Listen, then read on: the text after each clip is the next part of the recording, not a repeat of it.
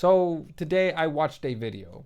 It was recommended to me on my feed and I was excited to watch it because obviously when you see a video that's recommended to you and it reads flying car, it makes you hopeful for the future. And yes, I was full of hope watching this video until I reached the end of that video where my mouth was to the floor. Because when you watch the way this flying car operates, you immediately come to the conclusion that the only person that can drive this car is somebody who has plot armor. So let's go ahead and take a look at this flying vehicle so you guys can see what it looks like. A US startup recently released this footage of an ultralight pre-production version of its vehicle.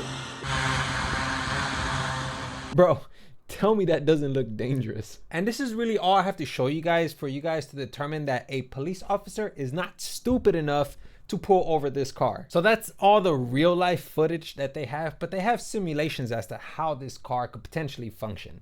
And I want to go ahead and show you guys because a lot of this stuff really has me scratching my head thinking, man, is this really, like, is it really practical? Because a lot of the movements when it comes to this flying car are very clunky. I feel like it's a trap. And if you don't believe me that it's a trap, just like that submarine over in the Ocean Gate situation, then let me go ahead and show you guys what I'm talking about, okay? So this is supposed to be a simulation. I don't think there's anybody inside, or perhaps there is, but this is a simulation of the car actually going over another vehicle.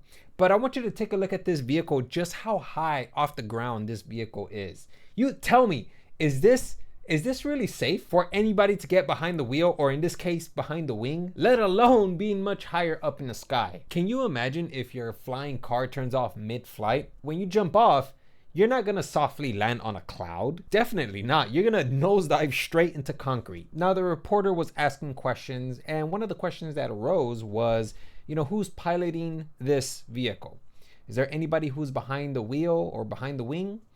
And I thought that this was a very suspicious answer. It's hard to tell from the videos if the test flight was manned. When one US broadcaster filmed a demo flight, its reporting team was kept at a distance and didn't see if anyone entered or left the cockpit. Now, I think that when you're testing something like a flying car, I think it's absolutely crucial that we take safety measures, correct? The reporter was attempting to view the product, which is the flying car, and wanted to see if there was a pilot piloting this flying car. But nobody exited the vehicle to affirm the fact that there was somebody piloting this car. Instead, the company told the reporter, stand at a distance because obviously we want to ensure safety. But from a distance, the reporter couldn't see whether there was a pilot or not. And so they asked the company, was there a pilot? Was it being manned by a pilot? And the company responded with, oh, no, yeah, there was definitely a pilot, but just trust me, bro. It's hard to tell from the videos if the test flight was manned. When one US broadcaster filmed a demo flight, its reporting team was kept at a distance and didn't see if anyone entered or left the cockpit. But the company says there was a pilot inside in the films it's released, and its CEO is bullish that the vehicle's engineering is sound. The fuck, man. I just want to know who the pilot is. That's it.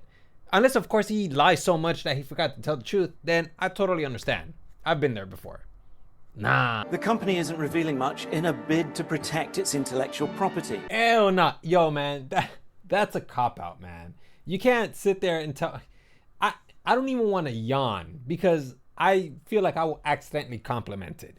This does not deserve a yawn, because to yawn to this demonstration, that means that it can potentially help people go to sleep at night. No, this demonstration should be seen in the absolute worst light. This is paper plane level stuff. And I don't know why, but I was expecting an air show, which, yes, I'm absolutely disappointed. At least a drive-through or embark in a car chase. I was unbelievably unsatisfied, so I was like, you know what, man, there has to be other videos that are demonstrating something a lot cooler about this car, because there's just no way that it's just going to show me that. That's not impressive. I've seen impressive stuff. I've seen toast backflip out from a toaster. Hey, the toaster. Nah, no, it's sticky notes. Regardless though, I embarked on my journey to find a video that would demonstrate something that is at least remotely impressive about this car. And I did find a video.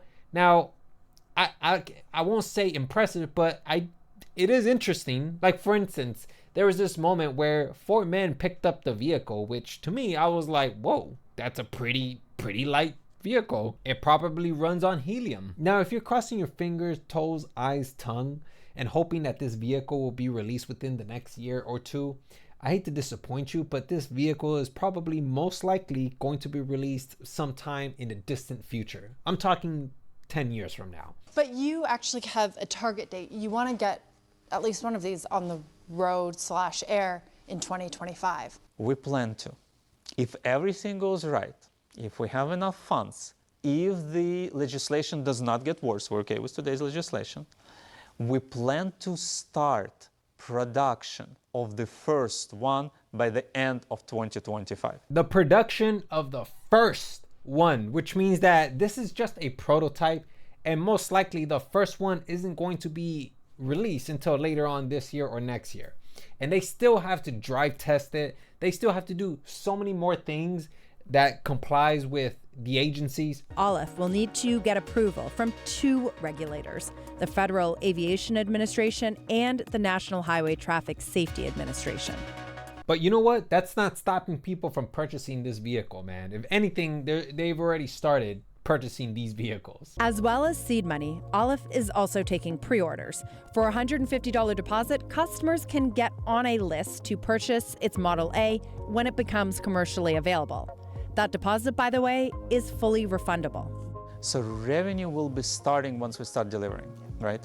We have already 3,000 and the number keeps growing, right? Of pre-orders. Of pre-orders. Yep, 3,000 pre-orders now. And by the way, if you guys want to know how much this vehicle costs, don't worry. I've already gone to the website to go fetch that number for you. 300,000 is the expected price. And of course, you can pre-order general queue $150, priority queue $1,500. Clearly, by these numbers, you're definitely going to give up some limbs. But see, this is why I'm hypercritical of this product, because if your demonstration is going to be only a flyby over one car, then that's not impressive.